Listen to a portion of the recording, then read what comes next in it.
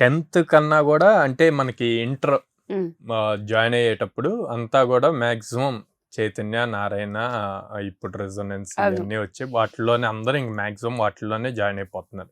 So అక్కడ కూడా కాదు. ఆ తర్వాత ఇంటర్ అయిన తర్వాత ఏ కాలేజ్ చూజ్ చేసుకుంటున్నారు, ఏ బ్రాంచ్ చూజ్ చేస్తున్నారు అన్నది ఇంపార్టెంట్. అవును. వేరే స్టేట్కి వెళ్ళి ఆ పర్టికులర్ యూనివర్సిటీలో జాయిన్ అవ్వాలి. ఉమ్, వాళ్ళ అబ్బాయి వెళ్ళి అక్కడ జాయిన్ అయ్యాడు, అక్కడ చదివాడు, యూనివర్సిటీ ప్రెస్టేజెస్ వచ్చాయి. యూనివర్సిటీస్ వాళ్ళ ప్రమోషన్స్ కూడా అట్లాగే ఉన్నాయి. ఉమ్, 100% ప్లేస్మెంట్.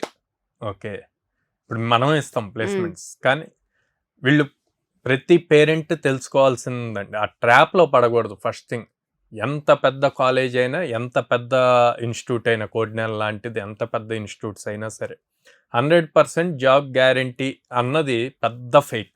అసలు అది లేనే లేదు. జాబ్ గ్యారంటీ అంటే నేను తీసుకెళ్లి చైర్లో కూర్చోబెట్టినట్టే కూర్చోబెట్టాలండి. కదా సార్. స్కిల్ లేకుండా ఎట్లా కూర్చోబెడతారు? అసలు అది పాసిబుల్ అవుద్దా? అవ్వదు. రియాలిటీ తెలుసుకోవాలి.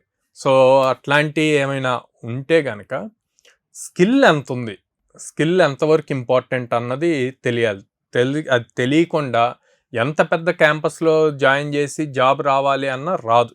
ఓకే, ఆ అపోహ నుంచి బయటికి రావాలి.